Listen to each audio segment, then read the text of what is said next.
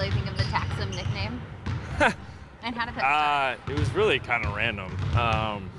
He called me Taxman Sam one time because I, cash in, I guess. And tax season's right around the corner, so he's been saying it a lot lately. So just make sure you pay your taxes. Are you encouraging it, or? I mean, I like it. Hopefully, I can keep, cashing in, paying my taxes on the court, and then obviously off the court as well. But yeah, no, it's cool. It's catchy. Yeah, see if it sticks. I feel like Taxman Sam should be the nickname, and then Taxum is your tagline. So I think that's what he was going for, but he just always says Taxum when I'm around. So I you'll have to ask him. You need to know for the billboards. Yeah, right. The Nets, I mean, obviously, have gone through a lot of change. I guess, first of all, were you surprised about the Durant trade? For sure. I mean, yeah, definitely a lot of change in scenery for that roster, and but they still have a really good team. They have a lot of great pieces, a lot of shooting, just a lot of good players in general. So definitely going to be a different look, but I think they're still a really good team. How would you describe the impact that Derek has when he's on the floor? Derek just seems to make the right play when it's needed. Seems to know where to be. He's always in the right spots. Knows what plays are running and executes them really well. Has really good pace to his game. Overall, just a great player, and I think he's made a jump from last year even. Just being more assertive and kind of doing what he can do best, and we need that from him to be really good. So he's been doing really well. Jalen had said after Wednesday night that at some point everybody's going to have to make sacrifices during this season. Obviously, with Grant not playing, he's battling what Jalen said, a little bit of adversity. Just how would you describe the depth that you guys have and the realization that, yeah, you are going to have to sacrifice no matter who you are on this team? Yeah, for sure. You kind of just have to play your role, and if your role is to play 30 minutes, great. If it's to play 0 minutes, great. You just have to be a really good teammate in that situation. And he's going to keep working through it. His time's going to come when he's going to be back on the floor, back in the rotation with us. So, it's just ebbs and flow of the season. It's a really long season. Things change throughout the season, but it does go to show that, we can kind of plug and play guys when needed. I've heard you call yourself the best shooter on the team. Who's the second best? Oh, man. I'll give it to Jason. He's gonna hate that I say he's second, but I'm sure he'll have some slick comment after he sees this or something. But yeah, it's me then Jason. Make that clear. Why Jason? Because obviously his percentages aren't as high. What?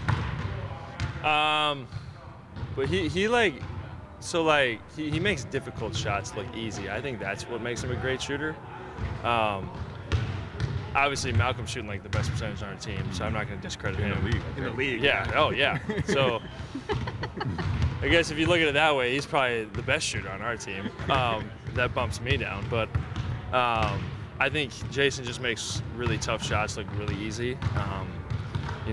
Some of the shots he takes are routine for him, but for anyone else, it'd be very difficult to make. So I think that's what makes him a great shooter. Joe keeps saying he wants more threes as shooters, and when you're experiencing like what you guys did in New York and stuff, does that give you confidence knowing that that is what he wants you guys to be doing? Yeah, for sure. I mean, he says just don't hesitate when you have an open look. Don't pass him up. Take the first good one. So as a shooter, it's great to hear. You can kind of let it fly and be confident in yourself. But you also have to be smart with it in certain situations in the game. But yeah, I mean, shoot, you gotta love when a coach tells you to shoot more. So as a collectively as a whole, so that's great. And then they were targeting Mike Muscala a little bit like they do when you're on the floor in that last game. Yeah, are you trying to help him through that a little bit? It's a weird spot because he's a veteran. He's been around the league, so I'm sure he's gone through that type of thing before.